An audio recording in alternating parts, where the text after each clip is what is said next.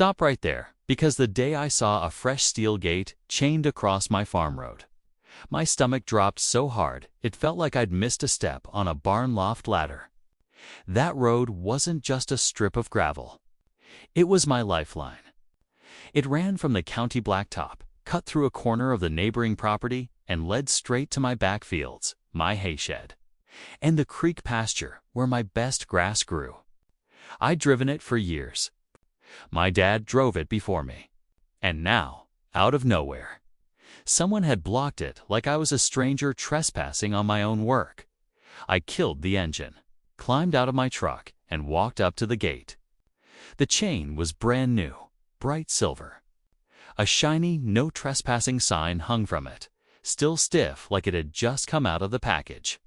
And the message written in thick black marker on a piece of plywood made it worse. Private road. Keep out.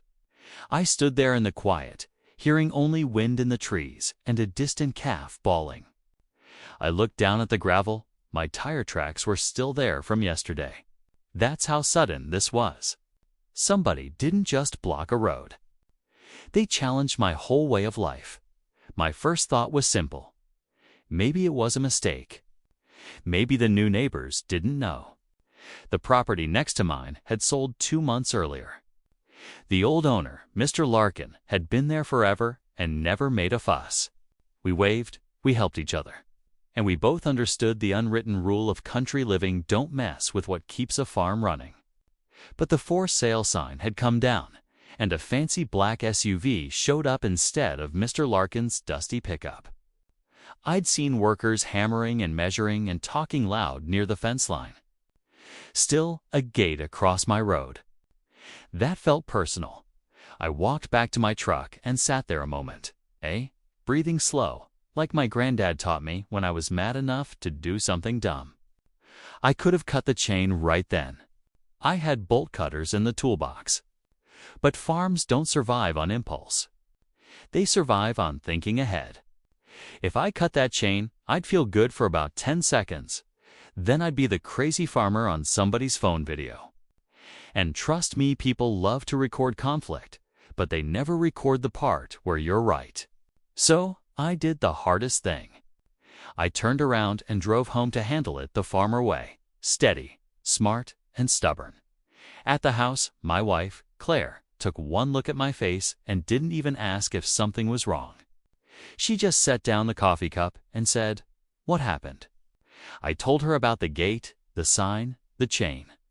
She didn't explode like I expected. She got quiet, which was worse, because Claire was the calm one who usually saw the whole chessboard. She nodded once and said, "Don't touch it yet."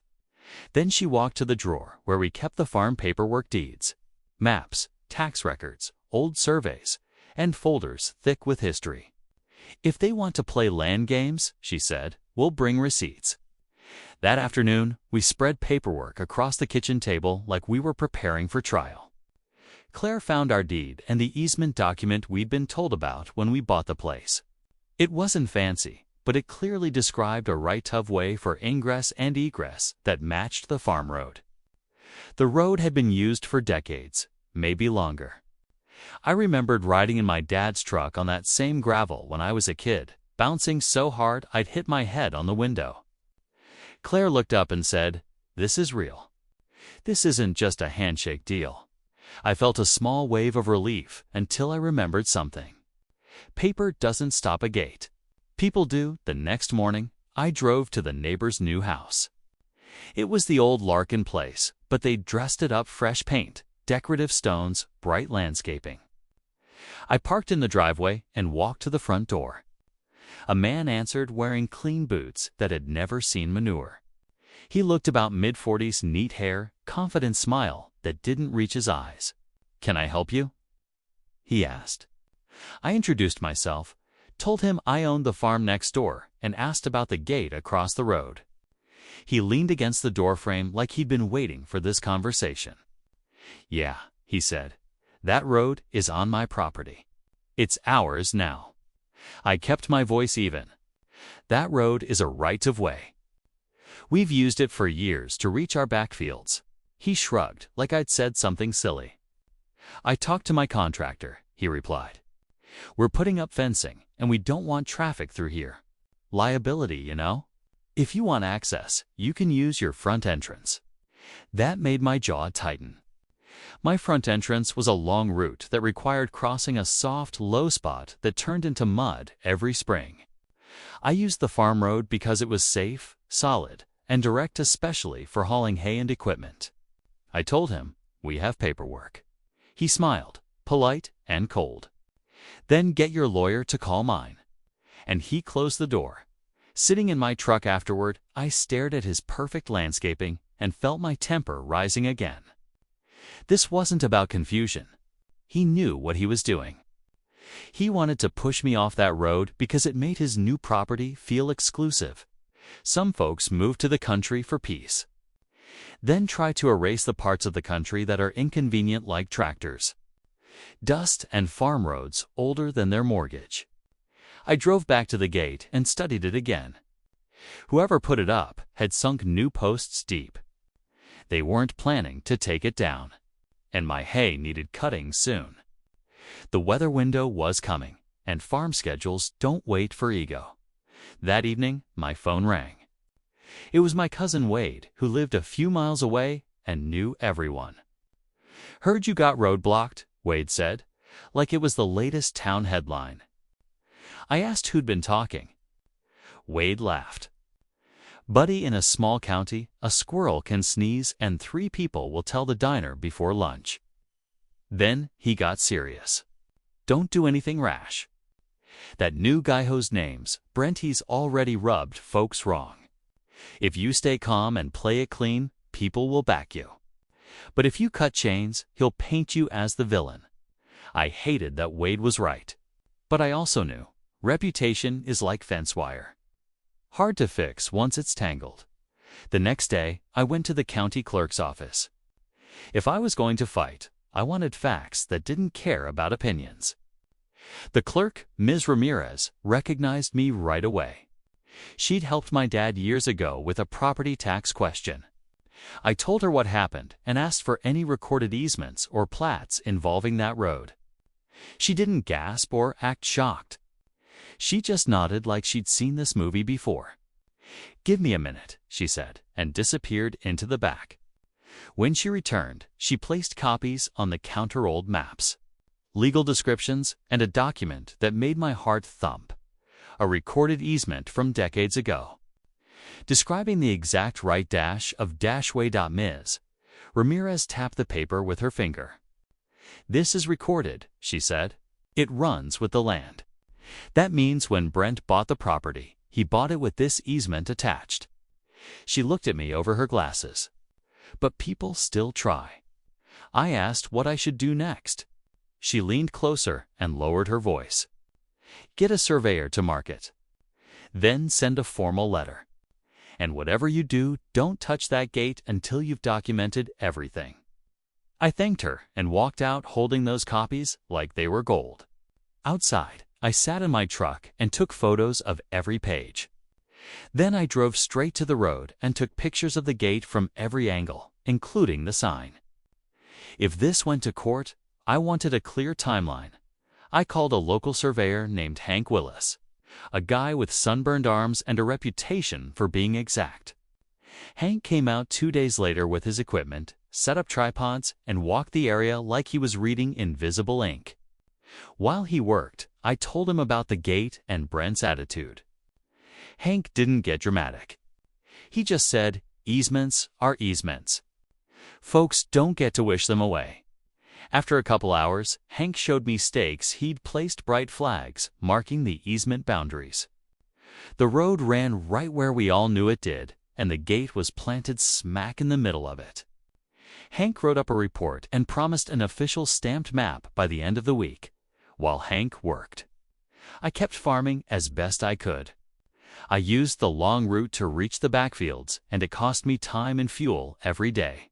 Worse, the soft, low spot near the creek started to rut under the weight of the tractor and wagon. Each pass tore it up more. Every time I felt the wheels slip, I pictured that locked gate and Brent's smug smile. Claire reminded me, This is exactly why we do it right. Let him be the one who looks unreasonable. So I swallowed the frustration. I fed cattle, checked fences, greased equipment, and waited for the survey like a man waiting on rain. When Hank's official map arrived, it was clean and clear lines, measurements, and labels that didn't leave room for argument. Claire drafted a letter on our computer using plain but firm language. We attached copies of the recorded easement and Hank's survey. We requested that Brent remove the gate and stop blocking access within 10 days. We sent it certified mail so nobody could say they never got it. And for good measure, Claire emailed a scanned copy too. "We're building a paper trail," she told me. That phrase stuck in my head. Paper trail. Farmers usually build things with wood and steel, not paperwork. But in fights like this, paper can be stronger than barbed wire. 3 days later, Brent responded not by removing the gate, but by adding another sign. This one said, "Entry by permission only. Cameras in use." I stood there in the road and laughed, not because it was funny, but because it was so ridiculous. Cameras, like I was sneaking in to steal his landscaping rocks. That afternoon, I got an email from a lawyer's office. The message was stiff and threatening, claiming the road was private and that my use was unauthorized. They demanded I stop trespassing immediately. Claire read it, then looked at me and said, "Good. Now we know they're choosing escalation." She picked up the phone and called our attorney, Mr. Dalton. A quiet man who spoke like he was measuring each word for weight. Mr. Dalton met us the next morning. He read everything: our deed, the easement, Hank's survey, Brent's lawyer email.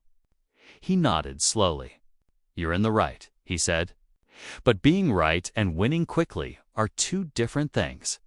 He explained we had options: request mediation, file for an injunction to remove the obstruction, and if needed, sue for interference with an easement.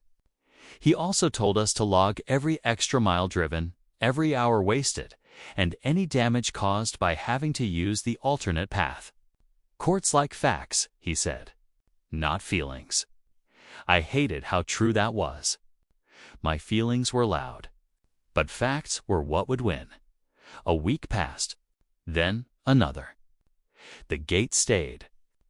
The grass in my hayfield thickened, and weather forecasts started showing scattered storms. I couldn't afford delays. Every day, I drove the long way and watched the low spot deepen into a muddy trench. It felt like paying a daily tax for someone else's arrogance. One afternoon, I caught myself staring at the gate with bolt cutters in my hand again. My fingers curled around the handles.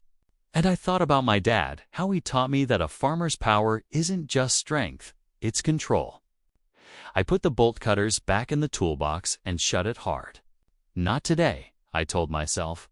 "We're going to win this the clean way." Then something happened that changed the whole tone. My neighbor on the other side, Mrs. Donnelly, drove over in her old sedan with a casserole dish on the seat like it was a peace offering.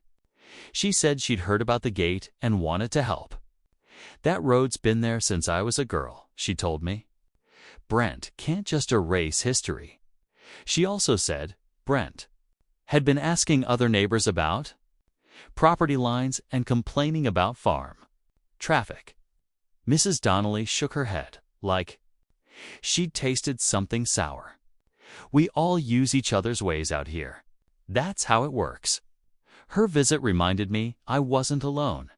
And in rural life, community pressure can move mountains sometimes faster than courts. That weekend, at the feed store, I ran into more neighbors who'd heard. A few slapped my shoulder and said, "Stick to it." One older man, Mr. Henson, leaned in and said, "That easement isn't just paper. It's a promise tied to the land. People forget that." He told me Brent had tried to tell him he might close off another small path folks used for hunting access. "He's trying to turn the whole area into his private park," Mr. Henson said. That did it. This wasn't only about my farm road anymore. It was about someone new trying to rewrite the rules of the countryside. And if I didn't stand up, I'd be teaching him that bullying works. Mr. Dalton filed for a temporary injunction. In plain terms, we asked the court to order Brent to stop blocking the easement while the case was handled. The filing included the recorded documents, the survey, and photos of the gate. It also included my logbook dates, times, added miles, fuel costs, and the damage to the alternate route. When Brent was served papers, he didn't call me. He didn't apologize. He doubled down. 2 days later, he placed big rocks boulders along the side of the road near the gate so nobody could drive around it. That's when my calm started to feel like a rope stretched too tight. I wasn't just being blocked. I was being dared. The court scheduled a hearing in 2 weeks. 2 weeks might not sound long, but in farming time, it's forever. Hay doesn't wait. Calves don't wait. Weather doesn't wait. I made a hard decision. I hired a neighbor with lighter equipment to help me reach the back pasture without tearing up the soft ground. It cost money I didn't want to spend, but it reduced damage. I kept every receipt. Claire made copies and put them in a folder labeled Road. It felt strange to turn my daily life into evidence. But I started to see the pattern. Brent was acting on emotion and control. We were acting on proof and patience. And patience, when backed by law, is powerful. A few days before the hearing, Brent approached me finally. I was loading mineral tubs into the truck when his SUV rolled up near the fence. He stepped out wearing a crisp jacket like he was going to a meeting, not standing next to a manure pile. He didn't greet me. He said, "We can settle this." I paused and waited. He continued, "I'll let you use the road if you pay me monthly. Call it a maintenance fee." I stared at him. "You want me to rent a right-of-way I already own the right to use?" He lifted his hands like I was being difficult. "It's on my property," he said again. I replied, "It's an easement." "You bought it that way?" He frowned. "We'll see what the judge says."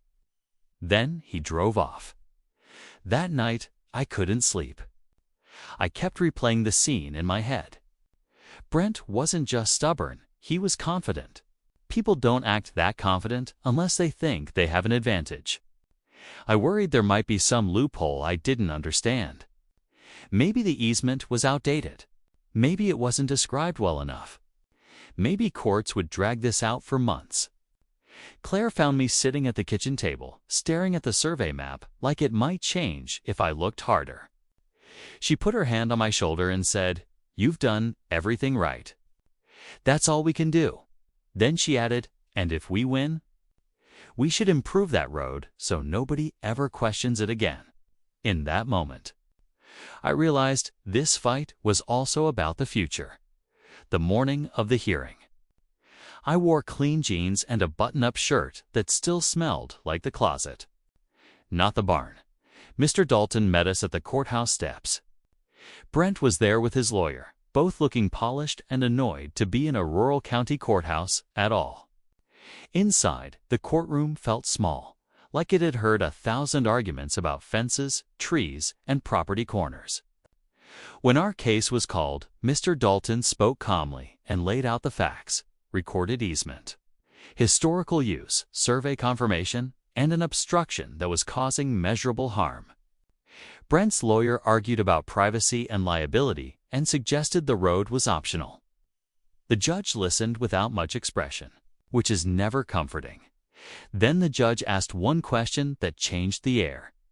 "Counsel, is the easement recorded and still valid on the deed chain?" Brent's lawyer hesitated just a moment too long.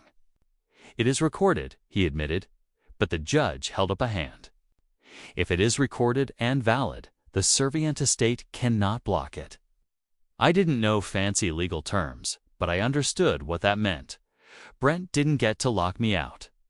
The judge ordered a temporary injunction requiring the gate and obstructions to be removed immediately, pending final resolution. He also warned that violating the order could lead to contempt. I exhaled for what felt like the first time in weeks.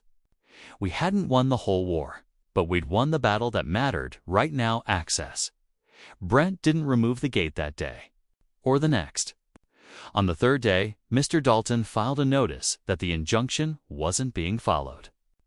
The sheriff's office got involved, not in a dramatic way, but in the firm way that makes people rethink their choices. A deputy called me and asked if I could meet them near the road. When I arrived, the deputy stood by his patrol vehicle while Brent's contractor showed up with tools. Brent himself arrived late, red-faced, complaining to anyone who would listen. The deputy stayed calm and said, "Sir, you have a court order. The obstruction needs to come down." Brent looked like he wanted to argue, but he didn't. Chains clinked. The gate swung open. And just like that, my road breathed again. The first time I drove through after the gate came down. I did it slow, like I was crossing sacred ground. Gravel crunched under the tires. The trees on both sides looked the same as always, but the feeling was different. I wasn't sneaking. I wasn't allowed. I was exercising a right that had always been mine. When I reached the backfield, I parked and just listened. No gate, no chain, no sign, just the sound of wind and the soft rustle of tall grass ready to be cut. I thought about all the farmers before me who had depended on this road.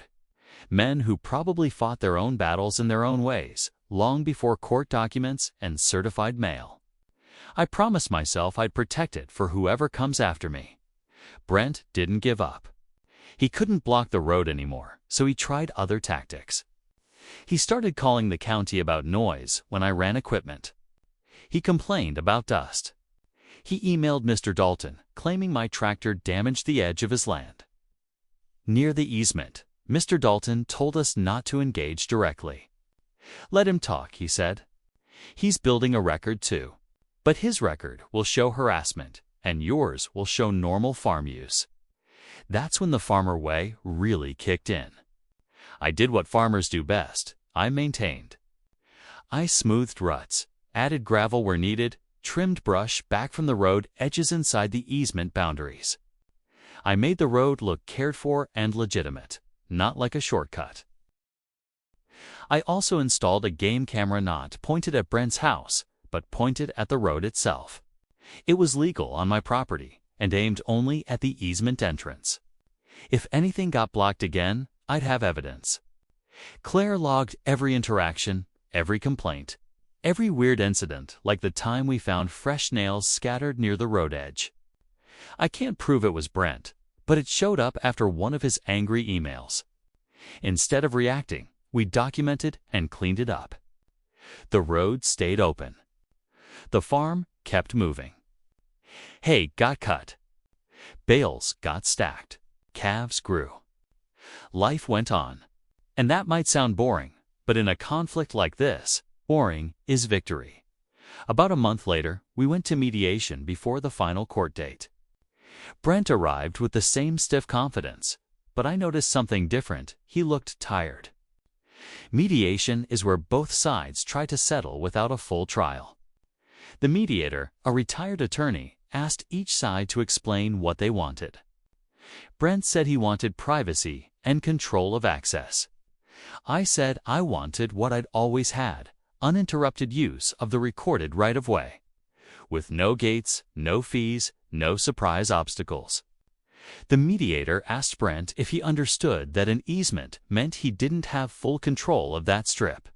Brent's jaw tightened. He said, "I didn't know it would be like this." And for the first time, I saw the truth.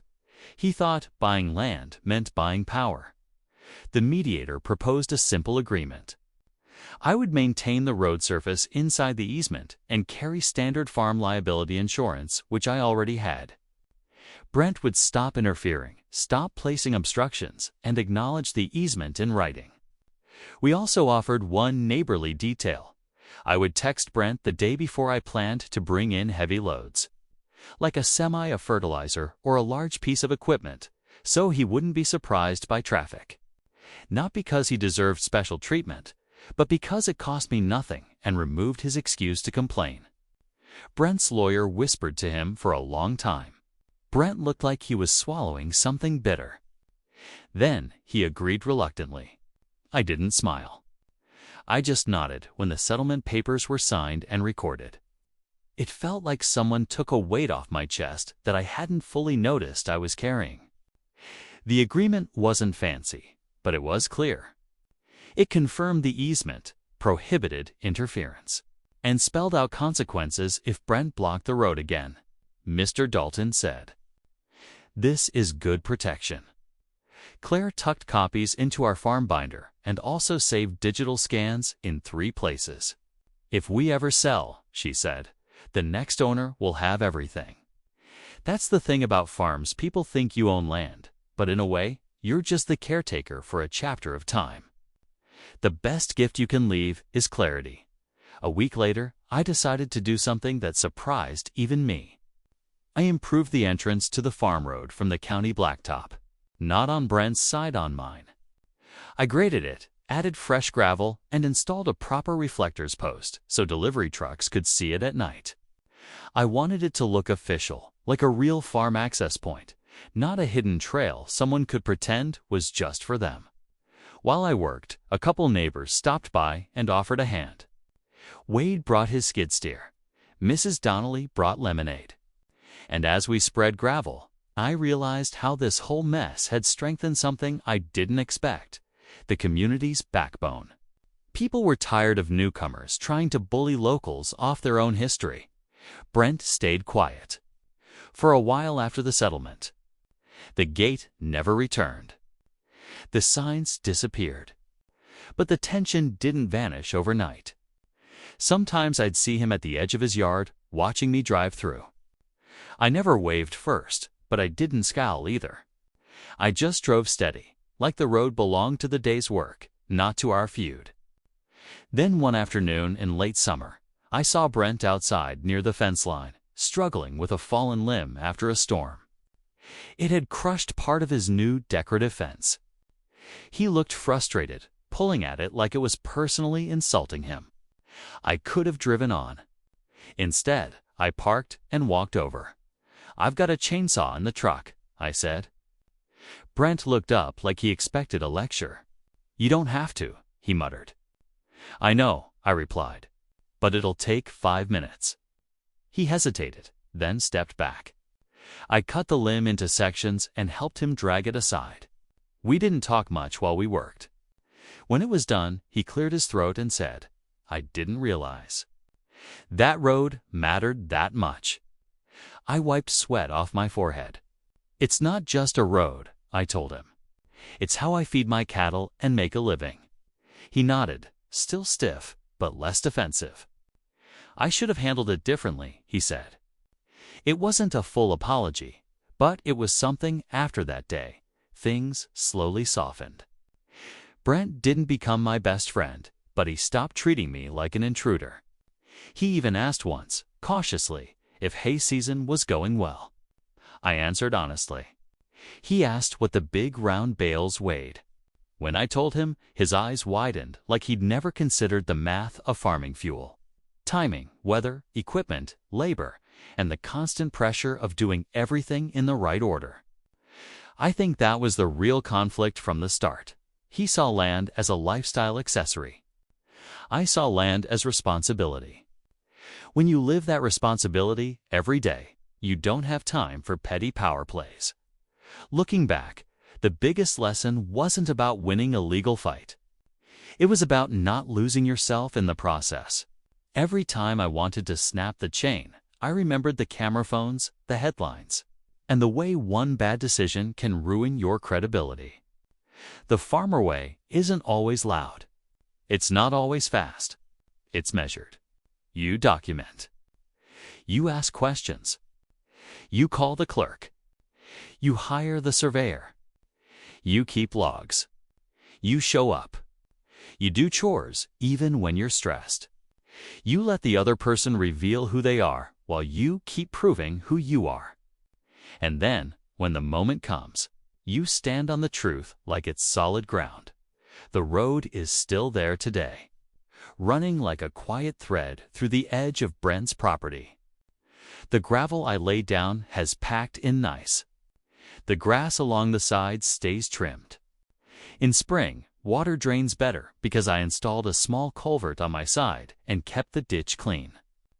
Sometimes I drive down it early in the morning, when the fog sits low and the sun is just starting to turn the tops of the trees gold.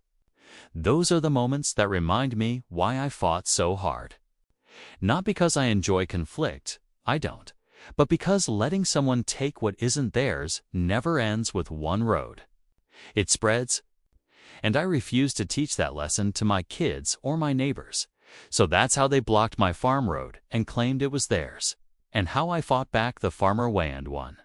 Not with shouting, not with threats, and not with a late-night chain cutting that would have made a good viral clip but a bad real life. I won with records, patience, community, and the kind of stubborn discipline that farming demands every single day.